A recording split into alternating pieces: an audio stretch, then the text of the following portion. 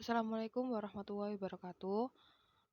Perkenalkan, kami dari kelompok 2 yang beranggotakan Nafiatul Zulfa, NIM 194, Niki Rahma, NIM 200, Mufliatun Nikmah, NIM 204, dan Levia Damayanti, NIM 211. Kami akan membahas tentang pengertian dan instrumen dalam pasar modal. Instrumen pasar modal yaitu semua surat-surat berharga yang diperdagangkan di bursa. Instrumen ini umumnya bersifat jangka panjang dan terdiri dari berbagai jenis. Jenis-jenis instrumen pasar modal yaitu ada saham, obligasi, reksadana, dan lain-lain.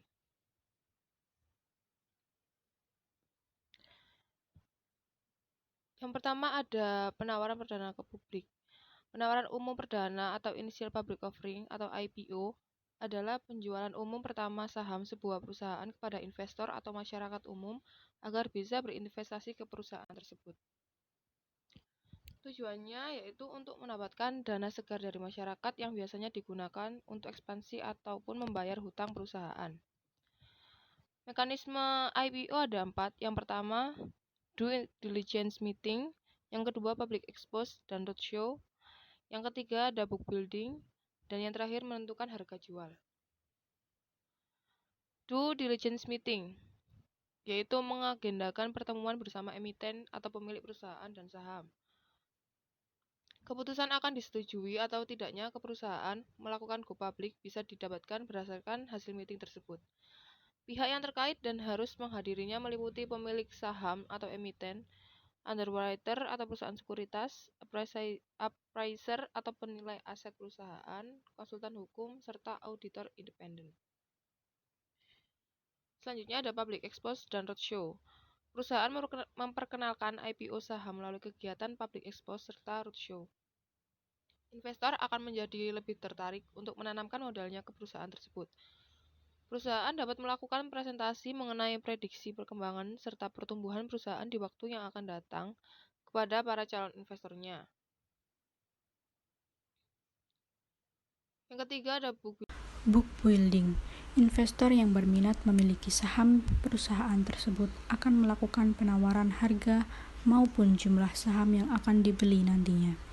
Jika jumlah saham yang dipesan oleh calon investor melebihi yang ditawarkan perusahaan atau disebut oversubscribe, maka akan mempengaruhi harga jual sahamnya untuk semakin mahal. Jika minat investor tidak sesuai target atau disebut undersubscribe, mau tidak mau perusahaan harus menurunkan harga jual sahamnya agar lebih menarik minat beli calon investornya. Menentukan harga pasar. Harga jual ini akan ditentukan berdasarkan jumlah saham dan jumlah peminatnya yang disetujui oleh emiten perusahaan. Pasar modal sekunder merupakan tempat perdagangan atau jual beli sekuritas oleh dan antar investor setelah sekuritas emiten dijual di pasar perdana. Jenisnya ada 2. Yang pertama, pasar lelang, yang kedua, pasar negosiasi. Pasar lelang yaitu pasar sekuritas yang melibatkan proses pelelangan atau penawaran pada sebuah lokasi fisik. Pasar negosiasi merupakan jaringan berbagai dealer yang diciptakan pasar tersendiri di luar lantai bursa bagi sekuritas, dengan cara membeli dari dan menjual ke investor. Sering disebut dengan istilah over-the-counter market atau di Indonesia dikenal sebagai bursa paralel. Over-the-counter market atau OTC yaitu pasar di luar bursa saham di mana harga dari sekuritas ditentukan dengan sistem negosiasi atau tawar-menawar antara investor dan dealer atau broker. Pasar OTC adalah pasar virtual karena lokasi fisik tidak selalu diperlukan untuk melakukan perdagangan OTC. Sejarah pasar modal di Indonesia. Pada masa penjajahan, pada tanggal 14 Desember 1912, terdapat Vereniging for the Affection dan pasar efek di Batavia. Yang kedua, pada tanggal 11 Januari tahun 1925, terdapat bursa efek di Surabaya telah dibuka. pada tanggal 1 Agustus 1925 juga ada bursa efek di Semarang yang sudah dibuka. Yang keempat, pada awal tahun 1939, bursa efek dipusatkan di Jakarta dan menutup bursa efek yang berada di Surabaya dan Semarang.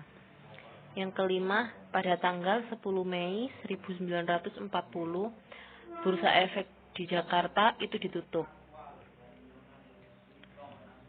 Masa Orde Lama.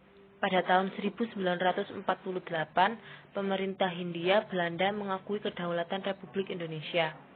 Pada tahun 1950, menerbitkan obligasi Republik Indonesia. Dan pada tahun 1958, kegiatan bursa efek terhenti dikarenakan inflasi dan perekonomian tidak menentu. Pada masa Orde Baru, pada tahun 1976, dibentuklah Badan Pelaksanaan Pasar Modal, Badan Pembina Pasar Modal, dan PT Dana Reksa. Pada tanggal 10 Agustus 1977, resmi diaktifkan kembali, dan perdagangan saham PT Semen Cibinong resmi diaktifkan kembali.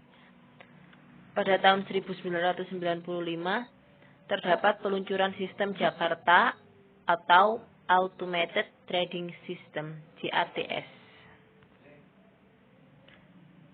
OJK atau bisa kita sebut Otoritas Jasa Keuangan, lembaga independen yang mempunyai fungsi, tugas, dan wewenang pengaturan, pengawasan, pemeriksaan, serta penyelidikan terhadap lembaga keuangan yang ada di Indonesia.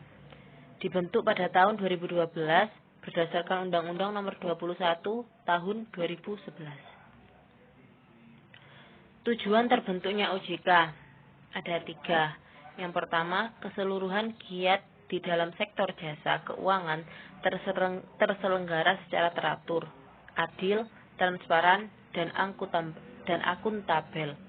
Yang kedua, mampu mewujudkan sistem keuangan yang tumbuh secara berkelanjutan dan stabil. Dan yang terakhir, mampu melindungi kepentingan konsumen dan masyarakat.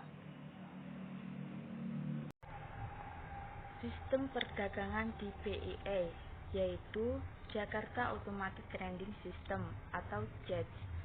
Fungsinya untuk mengotomasi perdagangan efek secara real time berdasarkan time priority.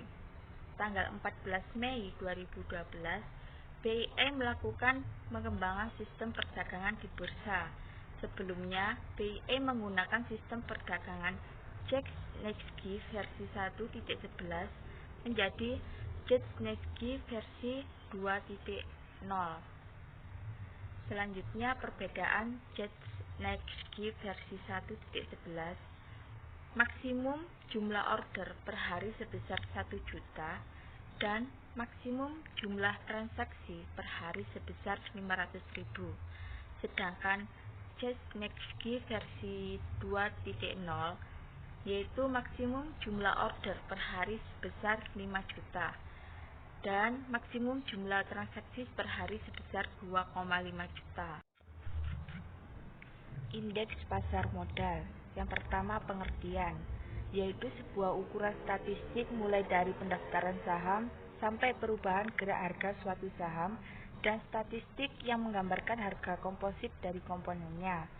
Nilai pada indeks saham dipengaruhi oleh harga saham dalam portofolio indeks tersebut. Yang kedua, tujuan. 1. Mengukur sentimen pasar. 2. Dijadikan produk investasi pasif, misalnya reksadana indeks dan ETF indeks maupun produk turunannya. Yang ketiga, menjadi proksi dalam mengukur atau membuat model pengembalian investasi atau return maupun kinerja yang sesuai risiko. 3. Menghitung IHSG, menggunakan rata-rata berimbang berdasarkan jumlah saham di bursa atau Market Value Weighted Average Index.